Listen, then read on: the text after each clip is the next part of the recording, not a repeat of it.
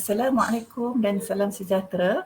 Selamat datang ke program live bersama Dr. Anda, anjuran Musmedik iaitu Muslimat Medical Team, Dewan Muslimat PAS Malaysia dan Gerakan Wanita Sejahtera GWS. Alhamdulillah, pada malam ini anda bersama-sama saya Dr. Jannatul Madiha binti Abu Bakar sebagai moderator dan Dr. Suzaini Mat Daud sebagai penceramah pada malam ini. Sebelum kita mulakan majlis kita pada malam ini, marilah kita bersama-sama membaca Ummul Kitab Al-Fatihah.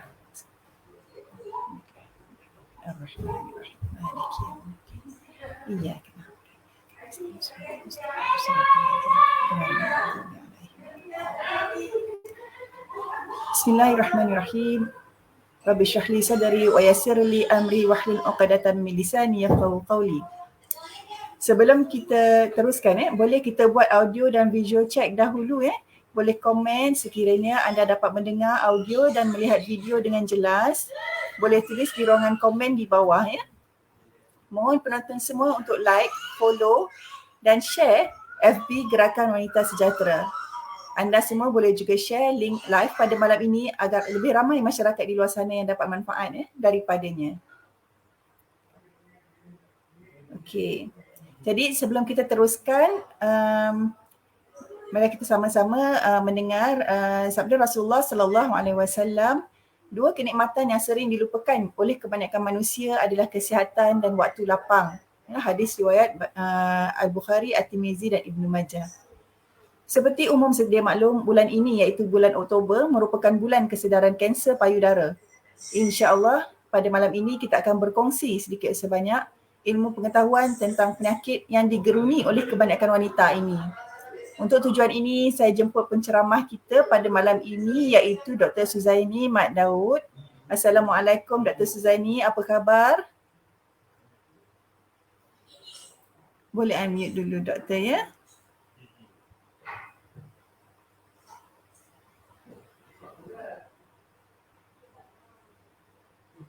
Maaf Doktor ya, sound tak ada tu.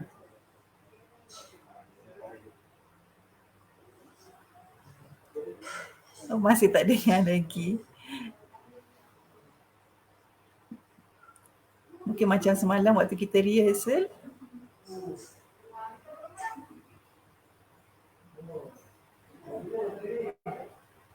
Masih belum ada Doktor ya. Tak apa, kita tunggu sekejap sementara bantuan teknikal datang ya. Alhamdulillah. Okey, jadi sementara kita menunggu teknikal, mari kita perkenalkanlah Dr. Suzaini ni tak kenal maka tak cinta. Jadi kita nak cinta ilmu yang dikongsi, maka marilah kita sama-sama mengenali penceramah kita dengan lebih dekat lagi. Assalamualaikum. Bagaimana? Waalaikumsalam warahmatullahi. Puan moderator boleh dengar dengan baik ke sekarang? Ya, saya boleh. Alhamdulillah. Alhamdulillah. Okey. Sekarang dah dengar ya Dr. Su? Ya, okey. Okey.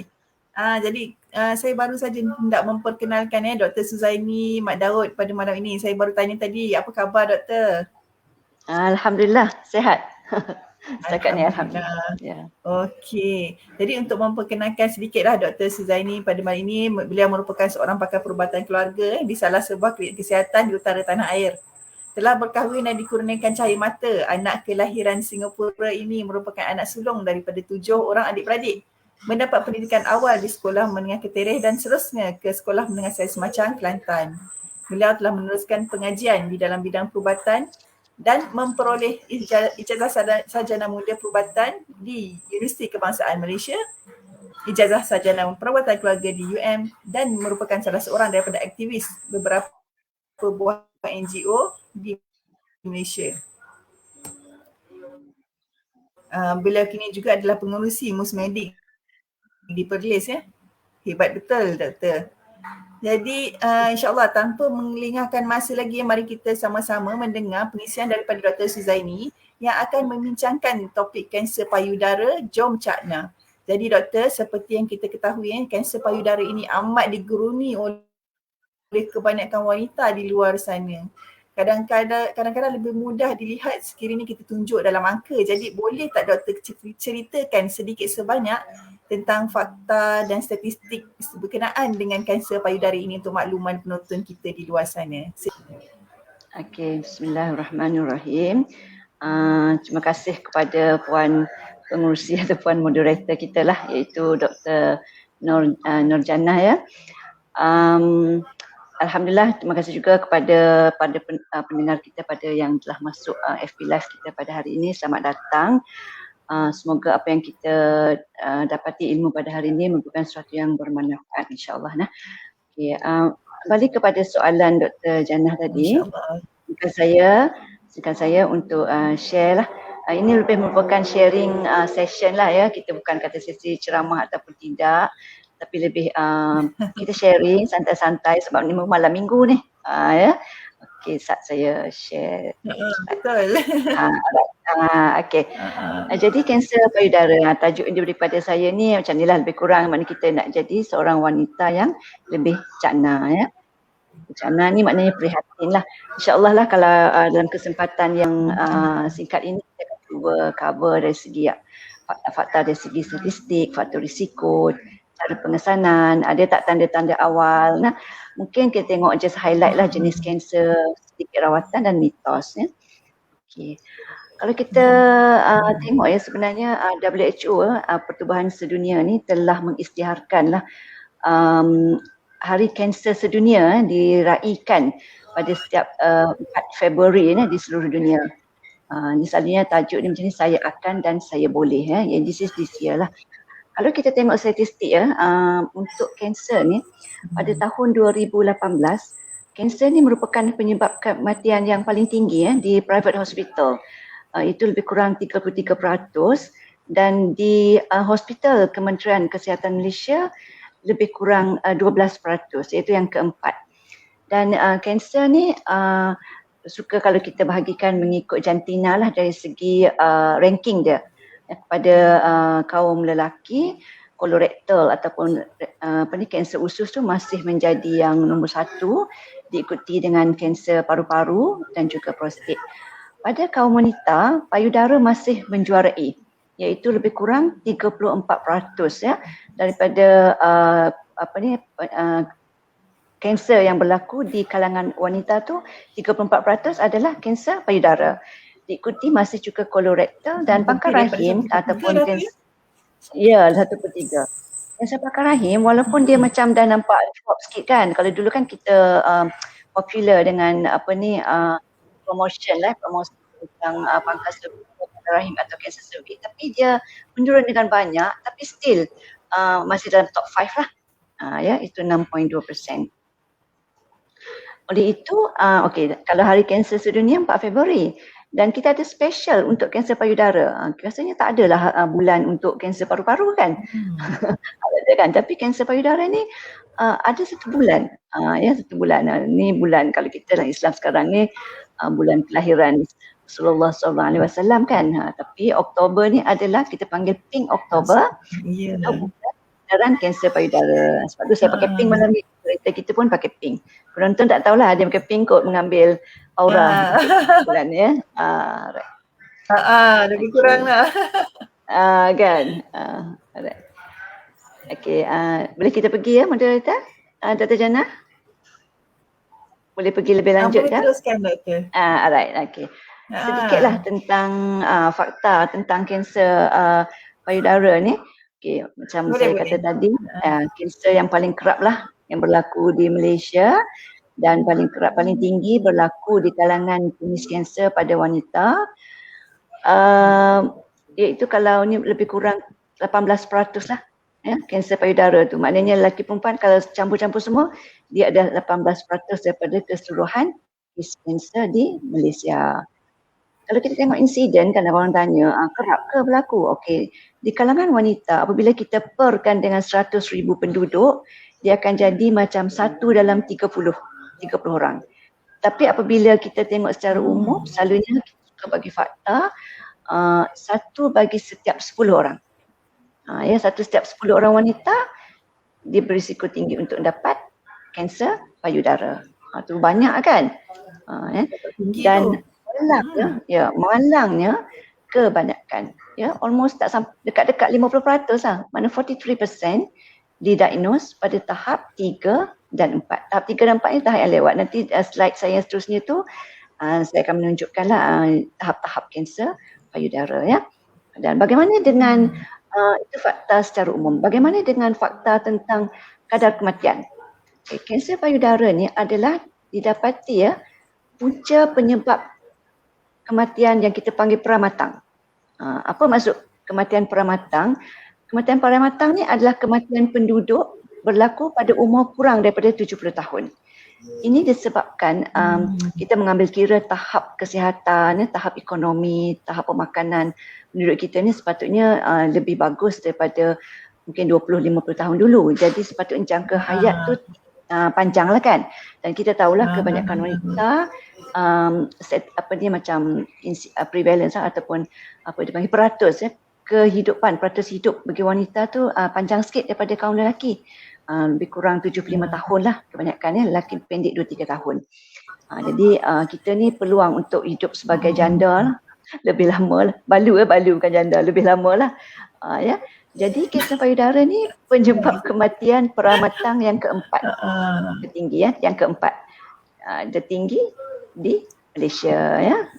Jadi kalau kena kanser tu terutamanya payudara ni memang dia akan mengaitkan dengan kematian. Tapi bukan maknanya kalau kanser payudara mati, tidak begitu, ya. Nanti kita cerita kenapa dikaitkan dengan kematian. Okey, jom kita tengok sedikitlah tentang tanda awal kanser payudara dan apakah faktor-faktor risiko yang mesti kita tahu, yang mesti kita ambil cakna. Okey. Yang pertama, tanda awal kanser payudara ni paling biasa adalah bentuk benjolan ataupun ketubuhan yang kita rasa pada payudara. Ini adalah antara mungkin 60-70% lah daripada pesakit-pesakit yang datang ke klinik ataupun yang datang present dengan kanser di Malaysia lah, ya.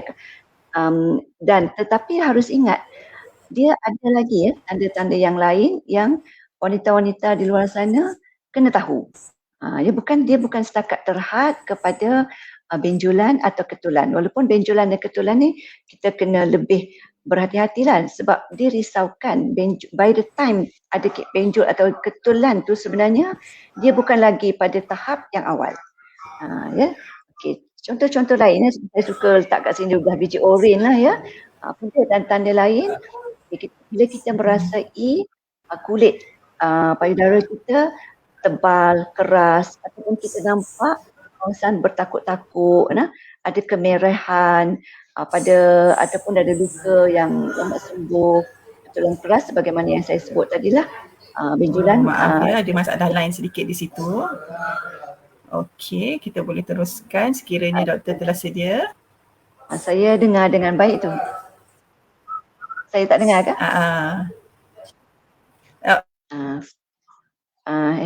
Saya dengar dengan baik, Dr. Jana. Saya dengar elok je. Online tak elok. Boleh teruskan ke? Okay, boleh teruskan doktor sekarang. Bolehnya? Okey. Maksudnya tadi, saya batas balik. Selain pada benjolan, kita tengok juga sama ada urat ada menonjol dan kita tengok ada tak bentuk buah dada kita berbentuk luar biasa, terutamanya kalau sebelah lain. Ya. Okey, begitu juga kita kena tengok permukaan seakan seperti kedut. Kalau kita bayangkan, dikatakan kalau dalam textbook dicakap seolah-olah seperti kulit orange lah. Ini bahasa, kalau tak salah saya bahasa Perancis kot, dia panggil protubérance. Okay. Dan paling utama juga jangan lupakan bahagian puting, bahagian nipple, ya. Ini sebab tu dalam pemeriksaan payudara sendiri dia mengajar kita supaya memeriksa juga bahagian puting. Sekiranya puting perempuan, ya, dia dapati menggelupas, nampak kemerah-merahan, tambah-tambah kalau ada dia tenggelam, sebelum ni okey, tiba-tiba tenggelam atau nampak di puting atau ada lelehan. Selain daripada susu lah, seperti darah ataupun seperti nanah atau mungkin cecair yang kurang jernih, kita panggil serous tu, silalah ke mana-mana klinik desa ataupun klinik kesihatan atau mana-mana fasiliti kesihatan yang kita biasa untuk berjumpa doktor bagi pemeriksaan yang lebih lanjut. Sekarang lain okey ke Jana? Dia tidak semestinya ketolan sahajalah ya, maksudnya ada banyak lagi tanda lain sebenarnya betul. Yang kita kena take note Selalunya ketolan tu dia bukan kita kata ketolan tu, kita kalau boleh wanita kita tak nak hanya ketolan sahaja yang difokus. Maknanya kalau buat pemeriksaan sendiri payudara tu, dia nak tengok benjol atau ketul saja. Yang lain tu dia rasa macam normal.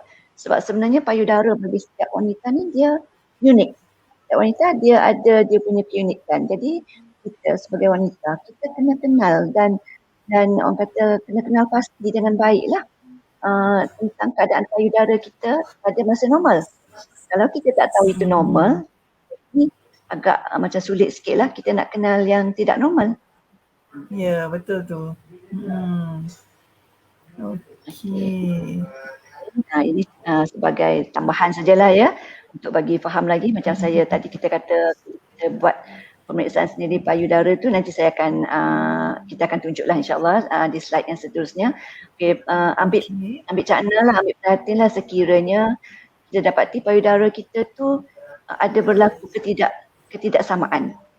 Yang memanglah nampak yang sebelah kanan ni nampak mengancam lah kan, cekang lah. Yang ni mungkin nampak dia panggil apa ni, leg sikit lah.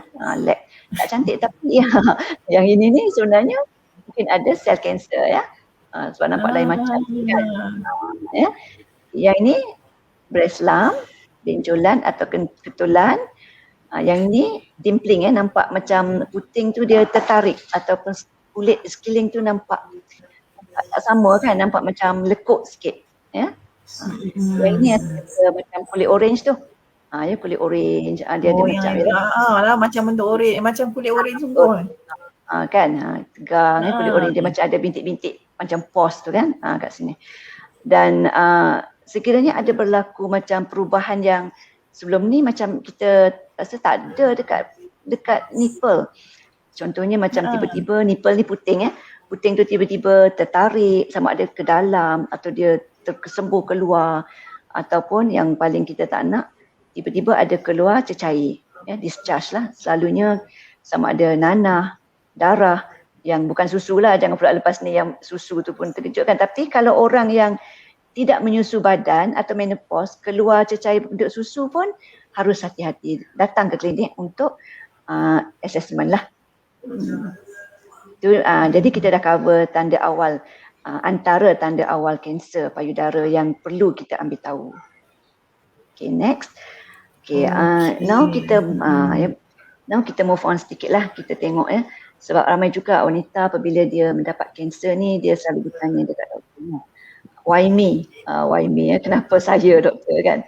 Okay, jadi sebelum kita menyalahkan sesiapa, daripada sekarang, daripada ya, anak, kalau kita ada anak-anak puteri-puteri kita tu yang dalam remaja, kita ajar mereka untuk mengetahui faktor risiko. Dan kita sekarang pun yang kita tidak ada puteri-puteri lah, dah jadi apa ni, datuk nenek lah pun perlu tahu tentang faktor risiko. Ya, di dalam PGC ini adalah macam kitab panduan clinical practice guideline pengurusan breast cancer ya, breast cancer di Malaysia yang terbaru keluar third edition tahun 2019. Dia bahagikan kepada faktor risiko ni ada yang boleh ubah, ada yang tak boleh ubah. Non-modifiable dan modifiable. Faktor boleh ubah ni macam umur, jantina apa semualah ya. Okay. This is untuk lebih detail sikit. Umur. Memanglah kalau apa-apa sakit lah, baik kanser, baik penyakit kronik ya, dia berkait rapat dengan umur kan. Semakin berumur kita tu, semakin berpossibility atau berkemungkinan lah untuk kita mendapat kanser dan apa-apa penyakit kronik. Tetapi specifically untuk kanser payudara ni, wanita berumur 50 tahun ke atas. 50 tahun ke atas. Ni bayi umur saya lah, 5 siri. Dia mempunyai risiko sehingga 10 kali ganda berbanding dengan wanita yang lebih muda untuk mendapat kanser payudara. Jadi kita kena, tapi yang muda tidak seharusnya rasa senang hati. Sebab secara statistiknya kanser payudara di Malaysia ni 25% adalah wanita berumur kurang daripada 50 tahun. Saya Jadi sendiri pun ada beberapa orang sahabat ni yang juga dia didiagnos dengan breast cancer pada usia yang kurang daripada 50 tahun ni, doktor. Kan, betul kan?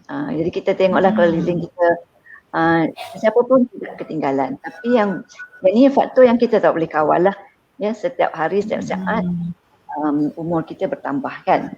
Ya, betul. Yang kedua, wanita menjadi being as a woman tu sendiri 100 kali ganda risiko untuk mendapat kanser payudara berbanding dengan lelaki. Tetapi bukan bermakna lelaki ni 0%. Dia ada tapi tak tinggi 100 saja. Kenapa tidak dapat diberi satu faktor yang tepat, satu alasan yang tepat, tapi mungkinlah lelaki ni dia punya dia punya tekstur breast tu pun dia tidak well developed lah bagaimana wanita. Okay, di sini saya nak sentuh sebab ada tadi baru saya berjumpa dengan seseorang ni, dia cakap dia ada seseorang jugalah yang dia kenal, kawan tu tomboy.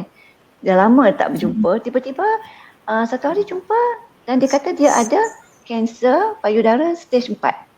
So macam orang heran lah, kamu tu tomboy tapi macam mana boleh dapat kanser payudara? Okey, harus ingat tomboy ni genetically dia adalah wanita. Cuma dia appearance saja dia seolah-olah seperti lelaki. Jadi being as a woman, you have a risk about 100 times. Kena ingat tu.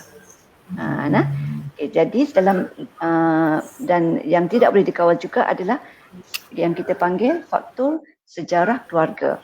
Sekiranya kita ada sejarah keluarga lah, ada bukan contohnya macam siapa, mak kita sebelah side kita ya, sebelah side kita maknanya mak kita, adik-beradik perempuan kita, makcik-makcik kita yang sama dengan mak. Ataupun kita panggil first degree relative, adik-beradik kita. Kalau mak tiri, adik tiri perempuan yang lain mak semua tu dia tidak termasuk. Jadi sejarah keluarga keluarga ipar, duai semua tak masuk dah. Tidak. Kecuali kalau kita ada link dari segi blood lah, kahwin dengan sepupu first degree ke apa semua tu lain pula. Itu lain pula assessment dia ya. Jadi sejarah keluarga ni memainkan peranan yang penting. Tetapi bukanlah maknanya kalau kita ada sejarah keluarga automatik kita akan dapat. Dia meletakkan diri kita lebih tinggi risiko. Jadi kena faham dulu ya.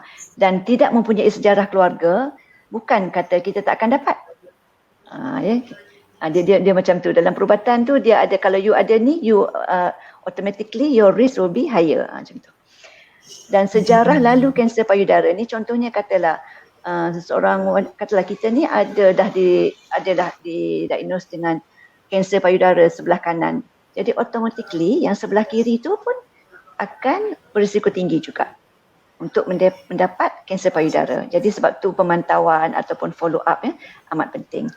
Okey, satu lagi faktor tak boleh kawal adalah ni reproductive punya faktor lah, iaitu tempoh haid. Yang ini dikatakan kalau bahasa perubatan kita panggil menarche. Menarche ni maksudnya tarikh atau tahun pertama kita datang haid. Jadi orang-orang yang datang haid awal tapi dia menopause, putus haid lambat. Jadi period yang begitu lama tu sebenarnya adalah period dia terdedah kepada hormon estrogen yang lama lah kan. So golongan ini juga berisiko lebih tinggi daripada orang yang mungkin datang haid lewat putus awal. Tapi yang ini lebih untuk osteoporosis dan lain-lain masalah pula lah. Okay, dan of course satu lagi adalah faktor yang kita panggil genetik, gene ya. Okay, di dalam bila kita cakap pasal kanser payudara ni memang selalunya doktor akan cerita jugalah tentang apa yang kita panggil gene BRCA1 atau BRCA2 breast cancer 1, breast cancer 2 gene. Gene ni sebenarnya gene ni pada asalnya adalah untuk bagus untuk kita, dia suppress, dia bertindak sebagai tumor suppressor. Maksudnya dia tidak, supaya sel-sel dalam badan kita ni dia tidak berproliferasi untuk menjadi sel kanser. Tetapi apabila berlaku mutant, berlaku mutasi macam sekarang lah COVID kan, asal COVID tu yang original tu insyaAllah kita dah almost immune lah. Immune maksudnya dah ada dapat dikawal lah dengan vaksinasi yang 2 dos tu. Tetapi disebabkan mutant di alpha delta tu yang menyebabkan most probably kita perlukan dos yang ketiga. Itu saya nak bagi analogi lah supaya lebih faham. Asalnya baik jin ni, tapi berlaku mutasi menyebabkan dia meletakkan wanita tu lebih berisiko tinggi. Ya, setiap jin ni ada, terutamanya kalau BRCA1 ni lah. Ya. Boleh faham lah setakat tu? InsyaAllah rasanya penonton kita pun InsyaAllah. mungkin dah Google sikit lah ya sebelum join kita pada hari ini. Dan sekarang zaman Google. Alright, so kita teruskan lagi lah. Tadi faktor yang boleh dikawal. Yang tak boleh, tadi faktor yang tak boleh dikawal, sekarang faktor yang insya-Allah kita boleh kawal. Apa dia? Okey, satu, bagi wanita yang masih lagi dalam umur reproduktif, umur yang masih berpeluang dan ingin mengandung, ambillah peluang untuk menyusukan bayi mereka. Selalunya kita modal orang kat klinik selalu dia bagi aku tahu apa, menyusu sampai 6 bulan. Lagi lama lagi bagus kan, sampai 2 tahun pun tak apa kan, bagaimana dalam surah Al-Baqarah tu. Sebenarnya wanita dia menyusukan anak, chances ataupun risiko dia untuk mendapat kanser payudara adalah rendah.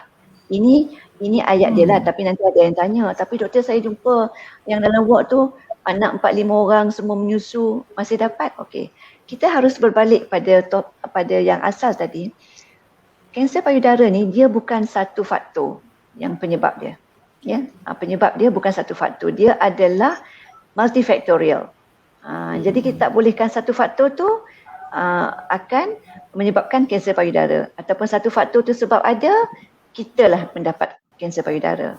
Ya, jadi kita tak boleh salahkan begitu. Alkohol saya rasa tidak menjadi isu sangatlah kalau sekurang-kurangnya di utara ni ya, sebab tapi mungkin di bandar-bandar yang besar ya, ramai jugalah wanita yang mengambil alkohol ya. Jadi yang siapa yang ambil alkohol tu dia berisiko lebih kurang 1.5 kali ganda lah daripada wanita yang tidak mengambil alkohol. Okey, ini menarik ni. Senaman ya. Senaman ni adalah faktor risiko yang kita boleh kawal. Jadi data ataupun ya kajian juga telah menunjukkan barang siapa ya wanita yang melakukan senaman yang berterusan secara regular, dia boleh mengurangkan risiko kanser payudara. Ya. Mungkin ini berkaitan dengan obesiti ataupun lebih berat badan lah. Sebab sekarang ni memang obesiti ni selain daripada penyebab utama ya pada masalah kardiovaskular, masalah penyakit-penyakit kronik, dia juga adalah punca kepada pelbagai jenis kanser, termasuklah kanser payudara. Jadi faktor ni boleh kawal. Jadi ini boleh jadi motivasi untuk kita terus exercise lah, Doktor ya. Ya, insya-Allah setiap hari ya. Siapa tak sampai 60 tahun kena exercise setiap hari. Okey.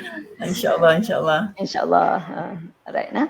Jadi saya simplify. Mungkin bila kita buat macam ni kan orang boleh tengok lah, ni senang sikit. Okey, mungkin siapa yang penonton kita pada hari ni boleh access sendiri. Let's say dia agak-agak masuk dalam tahap risiko yang mana? Yang rendah, sederhana atau tinggi. Contoh kalau umur kita sekarang berapa? Katalah lebih 40. Automatik dah tinggi kan? Dan kita tengok ada tak dalam family kita yang ada kes kanser. Siapa dia?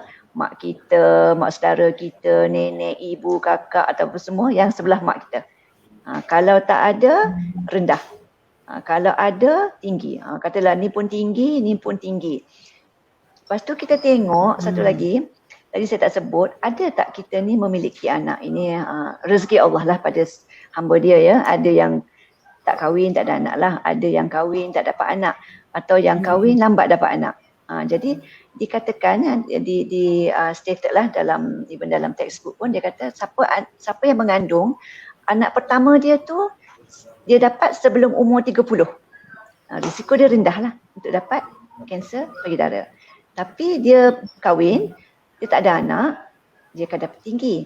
Atau dia kahwin tapi anak pertama tu dia hanya perolehi selepas umur 30 tahun, risiko dia sederhana. Dan kita tengok pula dari segi sejarah haid kita. Bila kita start haid? Kalau dia start umur 15, dia rendah. Kalau dia mula haid 12 hingga 14, makna awal lagi nah, dia sederhana. Tapi kalau mula haid 11 atau ke bawah, sekarang budak-budak 9 tahun pun saya pernah jumpa ya. 10, 9 ya, ada haid. Kan awal kan. Makin Dan awal, dikatakan maksudnya tinggi. makin tinggilah risiko Ya, terutamanya kalau dia ada faktor-faktor lain lah.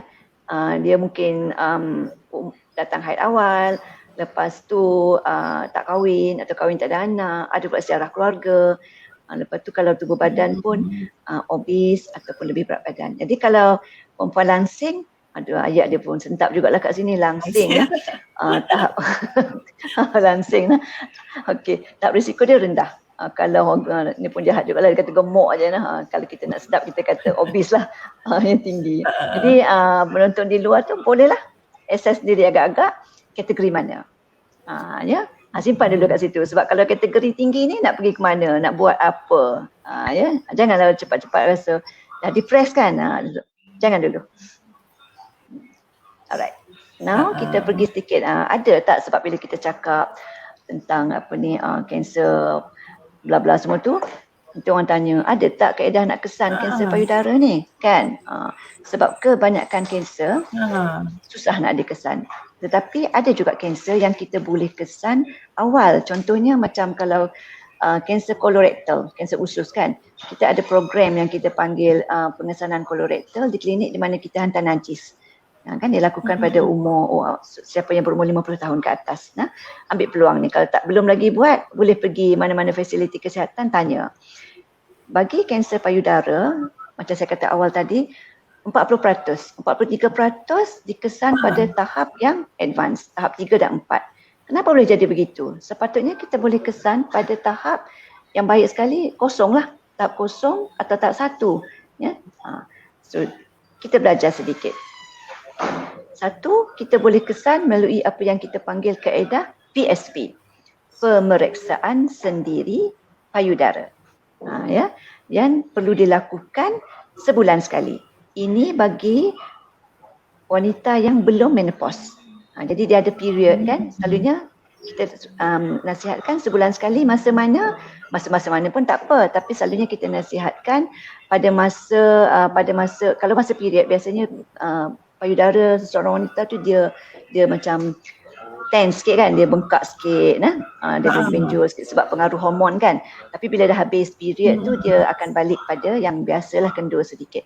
Jadi selalunya kita suruh lebih kurang 7 hingga 10 hari selepas habis haid untuk buat PSP. Bagi wanita yang dah habis period, menopause, pilih saja 1 hari dalam 1 bulan untuk bagi mudah. Mungkin 1 hari bulan, setiap 1 hari bulan kita buat pemeriksaan sendiri payudara. Senang kan? Okey, yang kedua adalah kita panggil CBE, Clinical Breast Examination. Ini perlu, ini sendiri, yang ini orang lain tolong buat kat kita. Siapa? Orang yang telah dilatih. Orang lain tu? Siapa? Okey. Orang yang terlatih lah. Siapa-siapa lah, tapi secara umum kalau klinikal ni dia melibatkan staf-staf kesihatan, ya, jururawat, jururawat masyarakat, doktor. Doktor tu tak semestinya pakai, siapa-siapa yang dilatih ya untuk berbuat demikian. Dan biasanya CBE ni kita kira buat di fasiliti kesihatan lah, sama ada hospital kerajaan ataupun swasta. Dan of course mammogram ni adalah nanti saya akan cerita lebih detail tentang mammogram, sebab mammogram ni kadang-kadang dia macam macam ada orang fobia, ada orang macam mitos. Ya, ada satu macam menggerikan ya. Bila tengok mammogram dia awal-awal surrender. Mana bila info mammogram je awal-awal angkat tangan, tak nak sakit, betul tak? Jadi nanti saya akan cerita lebih sikitlah, kita fokus sedikit benda yang merupakan sesuatu yang ditakuti ya. Jadi boleh melalui PSP, CBE atau mammogram, plus minus apa-apa, kadang-kadang guna ultrasound ataupun ada juga yang terpaksa menggunakan MRI. Boleh ya. Jadi kita kena lapor apa-apa perubahan pada payudara kita. Alright nah. Okay. Now kita move on sikit. Nak ajar sikit lah. Nak buat apa yang kita panggil pemeriksaan payudara. Okay. PSP, pemeriksaan payudara. Ada kalau dipanggil juga PKP. Bukan PKP ni tau. Pemeriksaan kendiri payudara. Sekarang kendiri, sendiri ditukar kendiri. Kalau Indonesia dia panggil sadari. Ya. sendiri, sadari. Macam-macam. Yes, macam-macam. Yang Whatever pentingnya it buat is, sendiri. iya, buat sendiri. Jangan yang ni kalau suruh orang lain buat, dia tak kira. Mungkin tadi CBD. Ya? Okay. Dia ada 3 kaedah. Satu, kita boleh buat semasa mandi. Yang kedua, semasa berdiri. Yang ketiga, baring. Bagusnya kita rangkum semua ni. Maknanya buat dulu masa mandi, lepas tu masa berdiri. Jadi bagusnya dalam bilik air, bilik keluar dah. Bilik air kita tu ada apa? Ada cermin. Ada cermin. Yang cermin tu tak boleh cermin muka sajalah. Preferably cermin yang agak panjang sikit, yang boleh kita nampak payudara kita lah. Ya, esok boleh cari cermin. Semua letak satu dalam bilik air. Ya, okey. Semasa mandi, cara dia kita kena angkat sebelah tangan lah. Tangan sebelah tangan kita boleh angkat lah. Angkat, saya nak tunjuk angkat beginilah. Nampak? Angkat macam ni. Okey. Lepas tu kita guna satu jari. Okey. Kita guna satu jari, tangan angkat tangan kanan, maknanya periksa tangan kiri lah. Macam mana lah, angkat tangan kanan tak boleh lah, check dengan tangan kanan kan. Tangan kanan, kalau angkat tangan kanan, guna tangan kiri. Okay, kita menggunakan, jangan cekam macam tu ya, kita kena guna flat area. Ya, boleh guna 2, boleh guna 3, terpulang lah, selalunya kita guna 3 lah, macam tu kan. Dan kita letakkan pada payudara dan kita gerakkan. Boleh pilih. Ya. Penonton di luar sana boleh pilih nak mana yang paling kita rasa selesa. Nak cara bulatan pun boleh, nak cara wedges. Wedges ni maknanya macam wedges kan ada wedges apa ni? Macam inilah arah-arah menghala ke puting tu. Pecahan dan ataupun secara line. Ada atas bawah, atas bawah, atas bawah. Nah, boleh pilih. Tak payah buat semua. Pilih je. Bulan ni nak try cara circle. Bulan depan nak buat wedges. Bulan tu tak ada masalah. Atau setengah orang dia suka confine pada satu cara yang dia rasa lebih dia mudah lah. Kebanyakan orang dia suka circle. Sebab circle tu dia senang dan kita tak miss certain area. Nah. Okay. So kalau tangan pentingnya kita nak cover seluruh semua. Ya, semua permukaan. Sekarang ni ada pula yang tanya nak lawan jam ke, nak ikut lawan jam ke, pusingan jam ke, terpulang, tak ada masalah. Nah, boleh semua. Ya. Dan sebaliknya lah, lepas tu apa yang kita tengok, apa yang kita pastikan tak ada sebarang ketulan, gumpalan, benjolan, ya, yang tebal definitely, tapi kadang-kadang kita mungkin was-was. Ya, was-was. Kadang benjolan ni tak semestinya besar. Ada sebesar biji kacang aja, kacang tanah tu. Ya. Jadi jangan ambil tak peduli. Sekiranya ada rasa walaupun sekecil kacang tanah. Anggap dia luar biasa.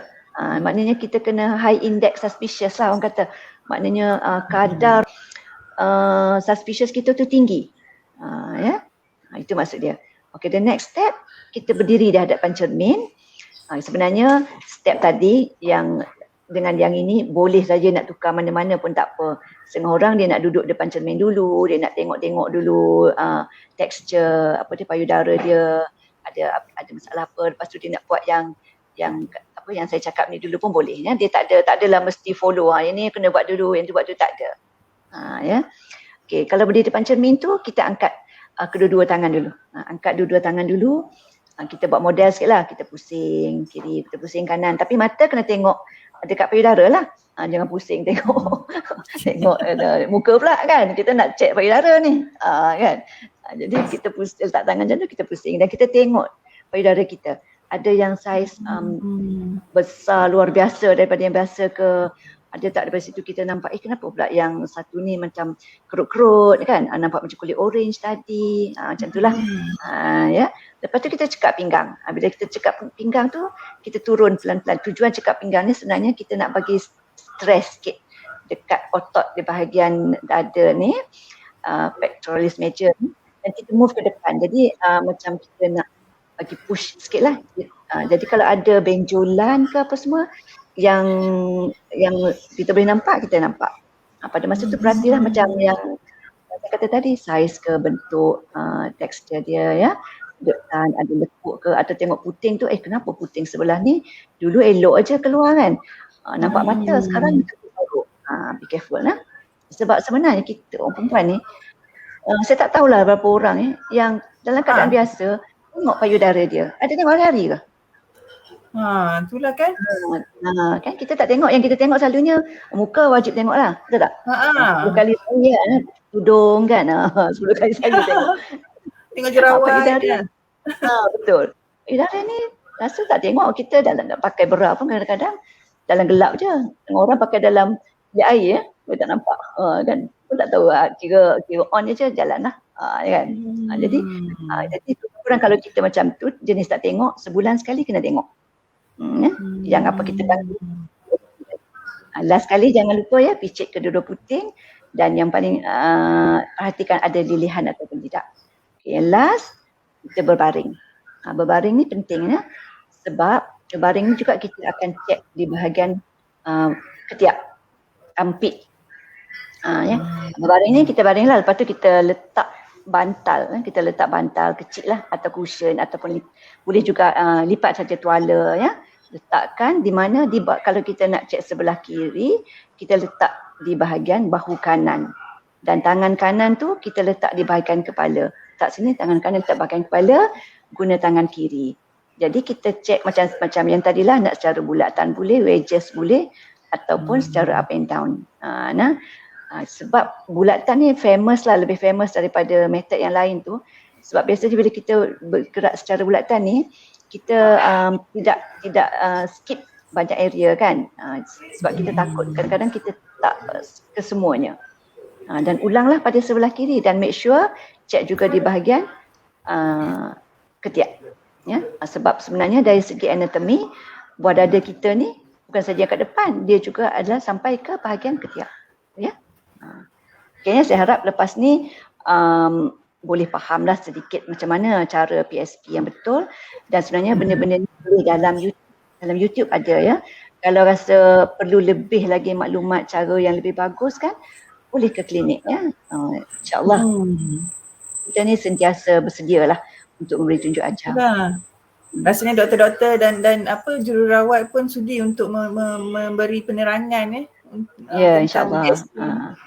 Memang sebenarnya sesiapa wanita yang dia terikat lah, saya kata terikat dengan apa yang kita panggil perkhidmatan kesihatan ibu dan anak, sama ada dia orang terikat sebab ambil perancang ataupun terikat sebab bawa anak-anak yang masih kecil untuk vaksinasi kan. Biasanya misi memang akan tangkap wanita-wanita ni untuk buat PKP ni. Tak boleh lari lah. Ataupun wanita-wanita yang ada penyakit kronik ya, 40 tahun ke atas biasanya kita akan buat juga. Sebab ini memang recommendation ya, CBE ni perlu dibuat. Okey, so kita boleh teruskan doktor ya.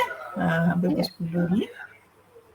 Alright, sekali. Saya kena cepat juga nak. Okey lah. Okey, saya pernah.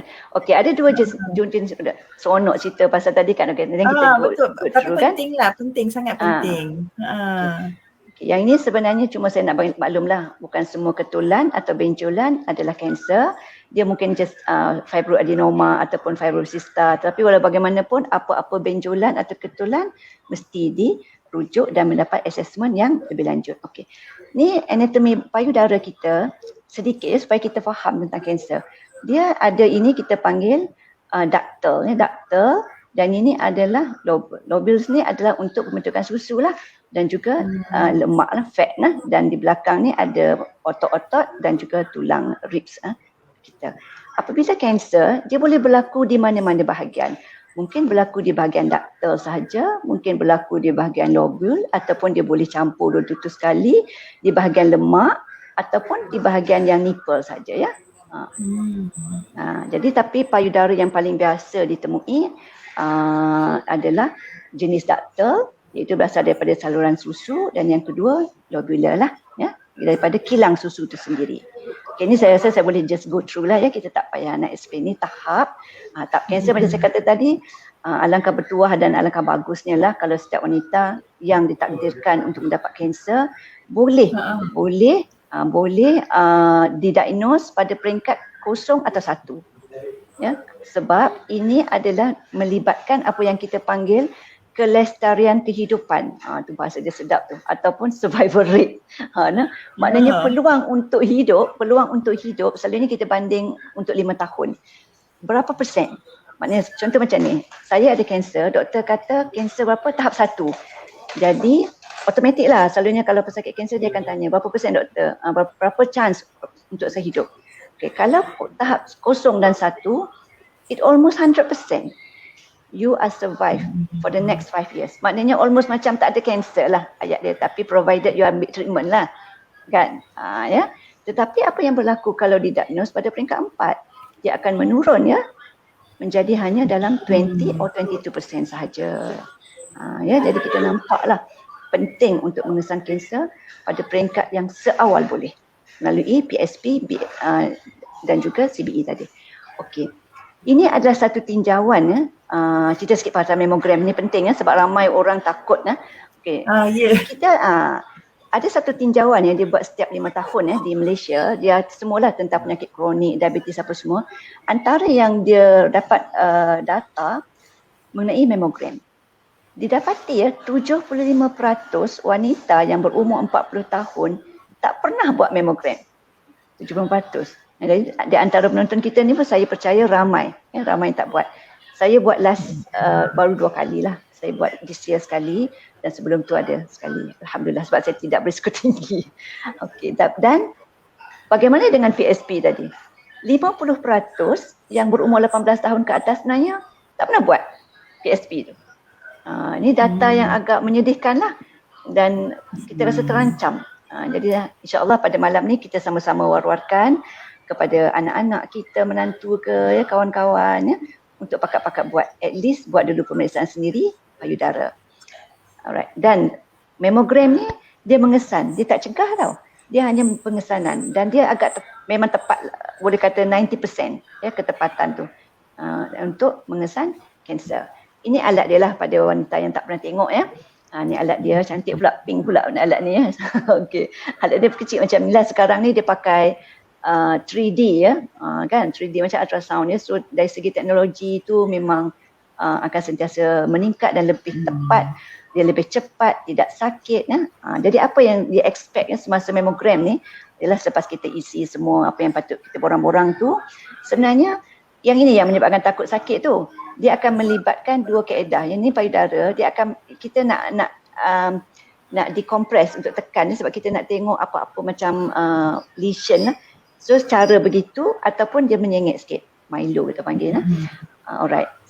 Jadi ada orang kata kalau payudara besar sakit. Sebenarnya tak ya. Sebab sebenarnya yang buat ni adalah radiografer yang very well trained. Semuanya memang akan buat dengan baiklah, dengan baik, dengan lemah lembut dan menyebabkan kita tak sakit. Mungkin yang kita rasa sebenarnya adalah ketidakselesaan, discomfort sahaja yang begitu minimum ya, begitu minimum. Okey, ni saya nak tunjuk sedikit lah image yang kita boleh dapat daripada memogram lah ya. Lebih kurang di hitam putih lah image dia. Ya, yang akan dibaca lah oleh pakar radiologis nah. Okey. Dan bila seseorang tu telah buat memogram, dia akan dikategorikan melalui apa yang kita panggil BIRAT lah. Apa benda BIRAT ni? Breast Imaging Radiology and Data System maksudnya, tak salah saya lah ya. Okey, dia hanya satu kaedah mengkategorikan sekarang ni bukan kanser lagi tahu. Ini hanya menentukan sama ada patient ni normal ke tak normal ke. Itu saja. Macam X-ray lah, macam X-ray. Tapi ini adalah assessment daripada memogram. Jadi kalau kosong pun tak mau, kosong tu incomplete, maknanya kena repeat balik lah. Tapi yang kita nak negatif, birat 1. Nanti kalau siapa-siapa yang pernah buat dia akan tahu birat 1 atau birat 2. Birat 1, birat 2 ni okey. Cuma kita akan doktor akan suggest lah berapa kerap nak buat screening tu, setahun sekali ke 2 tahun sekali ke, bergantung kepada faktor risiko. Yang lain-lain tu possibility, probably, suspicious tu akan dimanage oleh lebih, biasanya akan dirujuk kepada klinik payudara di hospital yang terdekat. Boleh ya? Okey. Saya nak tunjuk ini penting ya. Okey, ini penting sebab ini adalah borang yang kita guna di klinik-klinik kesihatan yang memang bahagian kesihatan keluarga, saya rasanya Kementerian Kesihatan buat untuk kita saring. Ya. Jadi perempuan tengoknya, dia ada 2 saja kriteria. Kriteria A, kriteria B.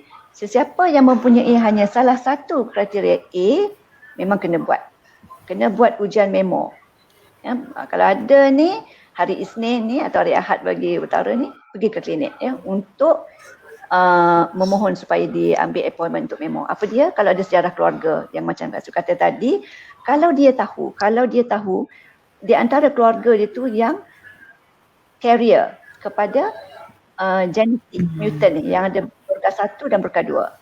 Dan atau kalau dia sendiri pernah dulu masuk umur 30-an tu sebelah payudara tu pernah dibuat biopsi, ambil isi dan doktor kata ada abnormal sikit. Jadi meletakkan dia sebagai satu faktor dalam kriteria A yang perlu untuk mammogram. Tetapi di klinik biasanya kebanyakan pasien kita jatuh kriteria B.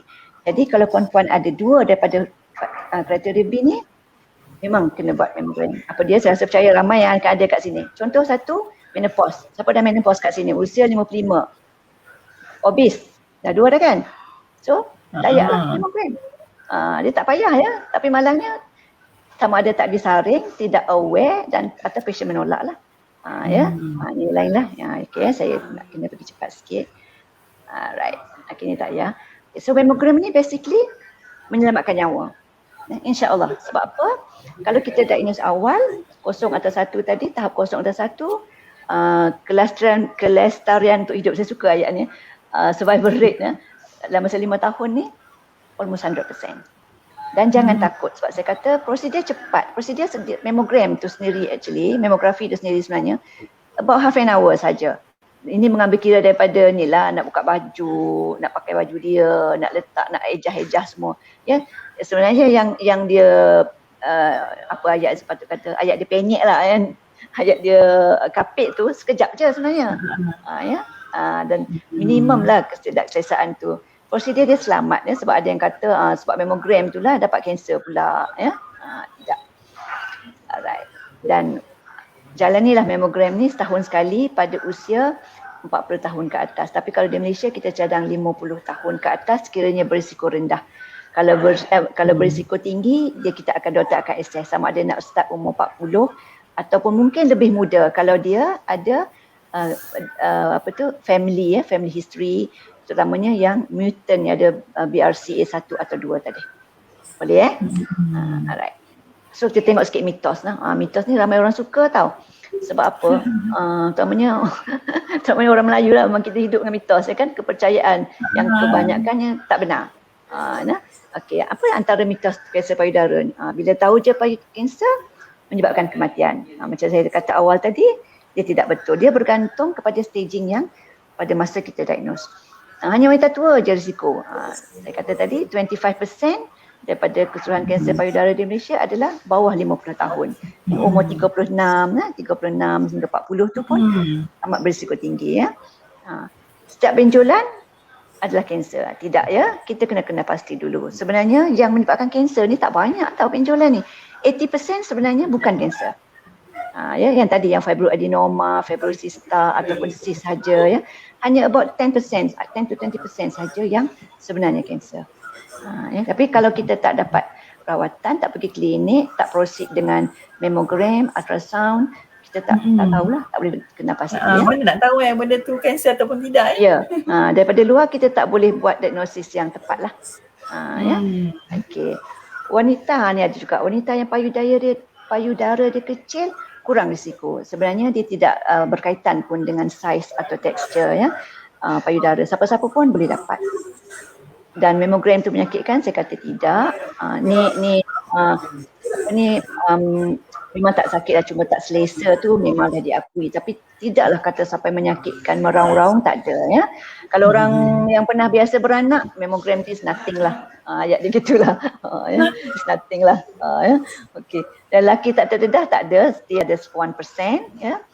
Dan ini pun famous juga kalau kita pakai bra yang berdawai, underwire tu, boleh menyebabkan tidak ada evidence yang sahih lah.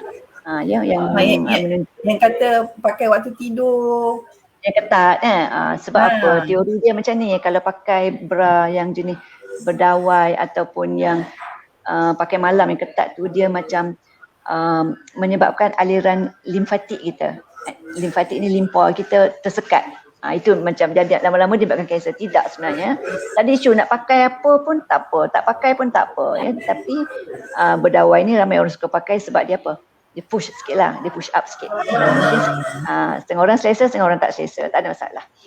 Okey, dia kata elak makanan berlemak ni boleh elak kanser. Takkanlah begitu mudah sekali dalam kehidupan kita kan, kalau betul benda ni lama dah orang buat. Sebenarnya makanan ni apa-apa yang tidak sihat lah. Ni modal kami lah, modal doktor ni memanglah kurangkan lemak, kurangkan benda yang proses semua tu. Bukan saja kanser, tapi boleh elak penyakit yang kronik yang lain. Ya. Alright. Sebab kita bukan nak elakkan kanser saja. Ya, betul. Nanti orang tanya, cakap pompang-pompang ni ada treatment ke doktor? Okay, treatment. Okay. Treatment ni basically apa-apa dalam dunia ni insya-Allah ada rawatan kan. Kan Rasulullah pun kata ya, semua penyakit ada ubat dia kecuali mati kan. Jadi ada lah rawatan dia. Rawatan, kejayaan rawatan pula bergantung kepada tahap semasa kita mula mengetahui kanser. Kalau kita tahu tahap awal, kenapa boleh tahu tahap awal? Sebab kita ada langkah precaution tadi. Buat PSP, pergi CBE, kalau perlu buat memo, kena buat memo kan. Jadi kita tahu tahap awal. Surgery is the mainstay lah. Operation adalah kaedah yang paling orang kata utama lah. Tapi sekarang bila kata surgery itu bukan maksudnya buang kedua-dua payudara. Sekarang ni dia bergantung. Ada yang buat localize saja, maknanya buang bahagian ketulan itu saja. Kita panggil lumpectomy lah. Of course lah yang lain-lain seperti radiasi apa semua. Okay, yang ini nanti bolehlah dengar lagi besok ya. Ada lagi satu talk yang menarik ya, nanti saya cerita the last slide. Simpan dulu doktor. Simpan dulu. Alright. Sedikit lah supaya bila kita cerita pasal kanser ni kita ingat kita seorang je ya. Sebab kita ni rakyat marhain kan, kita lah yang kena kanser. Tak, sebenarnya orang yang kayangan, selebriti ni ramai. Kita tengok ni, mungkin dia kenal tak lah kot, Kylie Minogue ni seorang artis lah, penyanyi Australia. Bila dia dapat kanser, dia dilantik oleh Kementerian Kesihatan lah Australia untuk menjadi jurucakap. Sebabkan dia selebriti, jadi dia jadi macam awareness di kesedaran tentang kanser payudara ni begitu hebat lah di Australia ya. Dan dia didiagnos pada umur berapa? 50 ke? Tidak, 36 kan? Sama dengan Olivia Newton-John yang berlakon cerita apa tu? Kenapa saya tak ingat bersama dengan John Travolta tu kan, zaman-zaman saya sekolah rendah dulu lah. Dia pun kanser juga, tapi dia free cancer 25 tahun. Lepas tu nasib dia lah, dia dapat relax dan dia mulakan rawatan balik. Ada seorang lagi, nama dia ni Christina Applegate, 36 tahun. Kita nampak macam 36, tak tahu kenapa saya terpilih.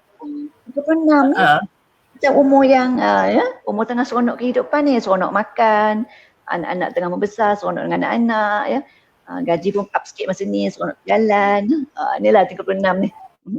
Jadi pada masa ni pun dia didiagnos dan Christina Applegate ni mak dia sendiri adalah mangsa lah kanser, tapi 2 kali. Maknanya sekali survive, lepas tu dapat balik. Dan dia Christina Applegate ni dia memilih kaedah rawatan, dia buang dua-dua payudara dia walaupun dia didiagnos kanser sebelah saja payudara sebab dia tak nak ambil faktor risiko. Mak Saleh ni memang selalu macam itulah, dia tak nak take the risk. Ini tak payah dia perkenal lagi lah, Angelina Jolie ni dia pun sama 36 tahun dia buang dua-dua. 2 tahun selesai payudara dia, mastectomy kita panggil. 2 tahun lepas itu dia buang semua. Dia punya fallopian tubes, dia buang dia punya ovary. Jadi sebab apa? Sebab dia ni mak dia adalah mak dia meninggal sebab kanser ovary. Begitu juga dengan aunty dia dan juga nenek dia. Semua adalah mengidap kanser payudara dan dia positif lah BRCA 1 lah. Ya. Jadi kita tengok ya, manusia ni bila dia, bukanlah kita kata dia ada pengetahuan, dia ada peluang, dia akan ambil semua tu. Dan insya-Allah dia boleh, maknanya dari segi kelestarian untuk hidup tu lebih baik lah. Tapi kalau seseorang wanita tu mungkin dia tidak ada pengetahuan atau kurang pengetahuan atau kadang-kadang tahu tapi tak cakna ataupun tak, ada setengah orang ada ilmu tapi tak buat kan. Jadi tahu kanser pada peringkat lewat dan rugilah juga. Okay. So ada langkah pencegahan tak ni, last slide dah saya rasa. Okay, langkah pencegahan, amalkan tabiat baru. Sekarang ni norma baru kan. Semua orang nak amal normal baru. Jadi kalau siapa yang tak buat lagi ni, mulakan tabiat baru. Apa dia tabiat baru tu? Kena start pemeriksaan sendiri payudara seperti yang disyorkan tadi, diceritakan tadi. Know your breast. You have to know your own breast. Okay. Lepas tu amalkan makanan yang sihat. Bukan rendah lemak sajalah. Termasuk makanan proses yang banyak garam, yang banyak nitrat semualah ya. Ini hanya contoh sajalah. Basically healthy lifestyle. Bersenam. Kalau 50 tahun ke atas, berisiko rendah, please dapatkan ujian mamogram. Pergi dekat fasiliti klinik yang berdekatan. Kalau normal, selalunya kita doktor akan siapkan 2 tahun sekali. Jangan lupalah. Kalau berisiko tinggi, mungkin annually ataupun boleh di-offer pada umur yang lebih muda, 30 tahun contohnya. Pada yang masih ada peluang untuk menyusu bayi, go on, digalakkan. Dan please jumpa juga doktor lah sekiranya kita dapat perubahan payudara kita, walau sekecil-kecil perubahan. Jangan rasa malu. Betul. Payudara makcik tak elok lah. Dah kecut lah. Tak nak tunjuk. Tak payah malu sebab biasanya doktor ni insya-Allah bila kita, terutamanya kalau doktor Muslim lah, terutamanya kan Muslimat lah kita ni, pemeriksaan tu pun bukan kita nak tengok aurat orang, bukan kita kata kita nak tengok kita tidak keburukan orang. Kita niat insya-Allah kita nak supaya kita memberi yang terbaik. Jadi ini saya menyeru pada diri saya sendiri dan juga penonton yang pada malam ini untuk lebih sakna mengetahui tentang kanser payudara. Okey, itu sajalah. Allah alam. Okey, Masya Allah, begitu banyak sekali ilmu untuk hari ini. Walaupun saya pun memang kiranya adalah juga bertemu dengan pesakit-pesakit macam ini, tapi tak ramai lah, belum ramai lagi. Jadi mungkin kita akan bertemu lagi sebab dia dah dapat, biasanya bila dia dah dapat satu ilmu ni, nanti Allah akan hantarkan lagi orang-orang yang memerlukan kita sharing benda-benda macam ni kan. Jadi Masya Allah. Jadi sebelum kita teruskan, kita nak ambil sedikit soalan ya doktor. Boleh kita luangkan sedikit masa untuk soalan? Boleh. Okey. Soalan pertama daripada Ummu Saif ya. Wadif Bazubair, kalau sedang menyusu badan boleh buat PSP ke? Bagaimana nak bezakan ketulan kanser dan ketulan susu? Semasa seseorang wanita itu dia tengah menyusu ya, dia bukanlah satu alasan, sebab kalau kita tidak 2 tahun lah kita tak buat PSP kita ni kan, katalah menyusu 2 tahun, takkan 2 tahun kita nak excuse kan.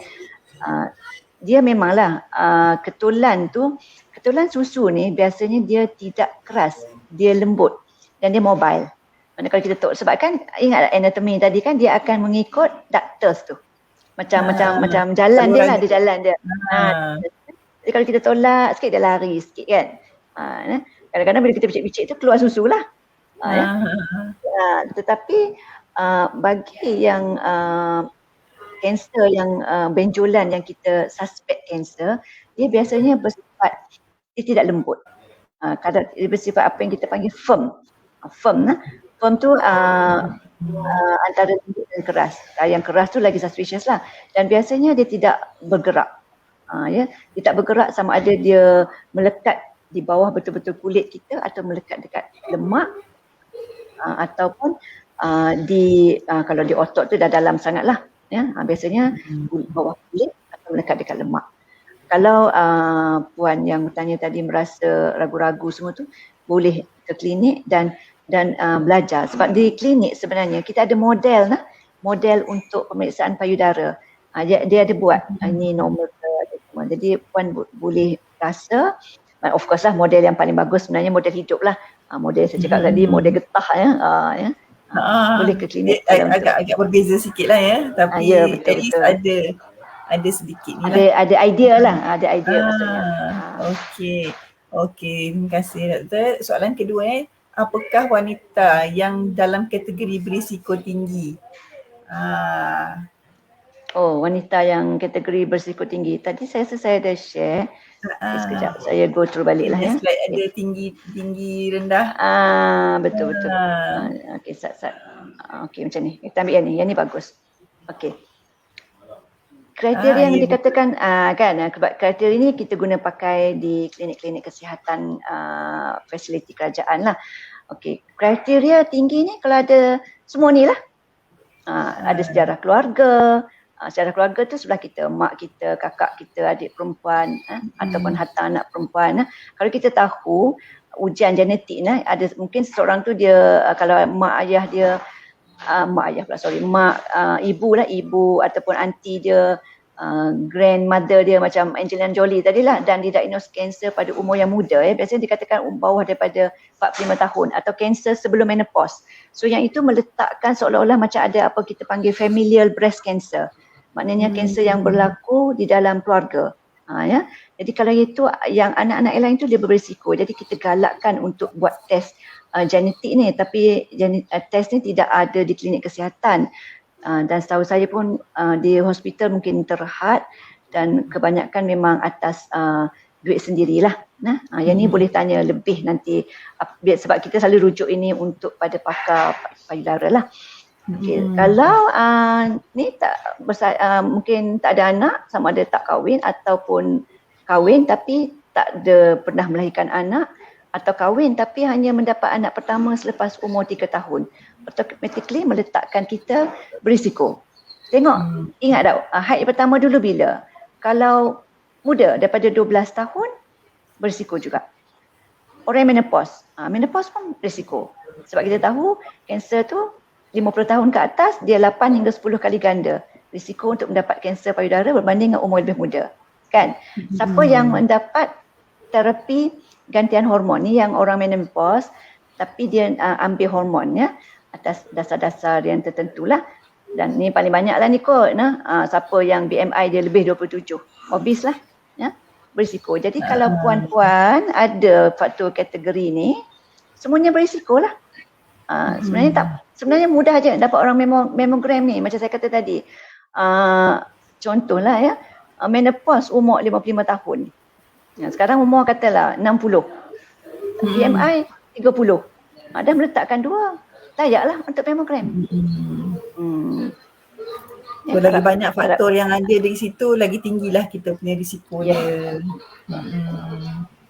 Okey, terima kasih doktor. Jadi sebagai kesimpulannya kita ada beberapa take home point kesimpulan yang kita take home message yang kita nak sampaikan kepada semua penonton sebelum kita sharekan program kita pada esok hari ini. Yang pertama, kanser payudara ni merupakan kanser tertinggi di kalangan wanita di Malaysia ni. Jadi kita kena ambil cakna lah. Memang kena ambil cakna. Yang kedua, ini melibatkan beberapa faktor yang boleh meningkatkan risiko kanser ini, bukannya satu faktor sahaja. Lepas tu kepentingan breast self examination ataupun pemeriksaan sendiri payudara ni, PSP ni. Kita dah ada PKP, kita ada PKPD, PKPP semua. Jadi kita tambah lagi satu iaitu PSP, bukannya PlayStation PSP, pemeriksaan sendiri payudara. Yang keempat, pentingnya ujian-ujian seperti mammogram dan termasuk juga ujian-ujian lain seperti ultrasound. Mungkin ada keperluan untuk membuatkan ujian lain untuk mengenal pasti jenis ataupun type breast cancer ataupun breast lump itu sendiri. Dan kelima, bukanlah semua kanser payudara itu merupakan death sentence bagi seseorang. Tidak semua yang membawa maut sekiranya kita mengesannya dengan lebih awal. Jadi sebelum kita menutup majlis kita pada hari ini, kita nak minta share forum poster untuk esok okay. Iaitu forum kanser payudara antara harapan dan air mata. Okey, ini di FB Warak Inspirasi Masyarakat Sejahtera yang akan dipanelkan oleh Dr. Zamzurina Azmi sebagai moderator, dan kita punya panel yang terlibat adalah Miss Dr. Afiza Saleh, pakar pembedahan am, dan kita punya panel yang kedua adalah Dr. Umi Azlin, iaitu pakar psikiatri, dan seorang breast cancer survivor, Puan Nurliza Muhammad Adnan. Dan kita juga ada slot istimewa khas perasmian Facebook group Women Against Violence oleh YB Senator Dr. Wan Martina Wan Yusof, Ahli Dewan Negara.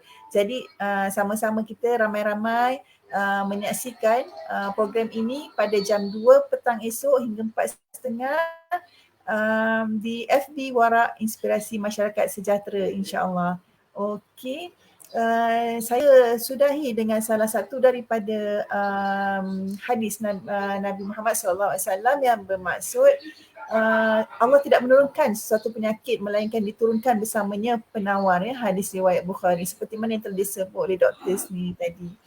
Jadi kita minta maaf sekiranya tidak ada soalan yang belum sempat kita jawab kerana masa pun begitu mencemburui. InsyaAllah kita cuba follow, ya, kita cuba tengok forum esok. Mana tahu kot soalan yang kita tanya tu ataupun yang bermain di minda kita tu ada di dalam jawapannya di dalam forum esok, ya, insyaAllah. Okey, terima kasih kepada Dr. Suzaini di atas perkongsian yang amat bermanfaat ini dan diharapkan dapat membuka mata masyarakat tentang kesedaran kanser payudara ini. Bukan sekadar untuk digeruni tetapi untuk ditangani dengan ilmu. Okey, sebelum kita berpisah, ada kata-kata terakhir daripada doktor? Dah bagi dah kata terakhir tadi tu. Banyak kata. Banyak kata. Saya rasa jelas. Semoga semua kita hidup dalam kerahmatan Allah, bukan saja tak ada penyakit fizikal tapi juga masalah mental ni lah, ya. Semoga itu sajalah. Wallahualam. Terima kasih doktor. Terima kasih juga buat AJK Technical yang telah bertungkus lumus menyediakan ruang dan sama-sama menjayakan program pada malam ini. Juga kepada penonton kita yang mengikuti kita ni saban malam di FB Live ini setiap kali program. InsyaAllah sesi live bersama Dr. Anda ini belum lagi akan bersiaran minggu pada minggu hadapan. InsyaAllah akan kembali pada bulan hadapan, bulan November, mengikut ketetapan yang akan kita maklumkan kemudian. Jadi bagi memastikan supaya kita tidak ketinggalan, mohon like, share dan kita follow FB Gerakan Wanita Sejahtera ini, supaya kita tak ketinggalan info lah. Okey, jadi saya bagi pihak penganjur dan diri saya sendiri ingin memohon maaf di atas segala kekurangan yang berlaku pada majlis ini. Saya tinggalkan penonton dengan sabda Nabi Muhammad SAW bermaksud sesungguhnya Allah ketika menciptakan penyakit diciptakan juga penawar, maka berubatlah kamu. Jadi kita akhiri dengan tasbih kafarah dan suratul As.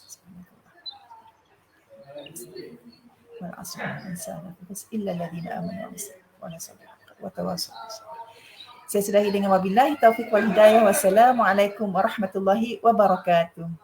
Waalaikumsalam.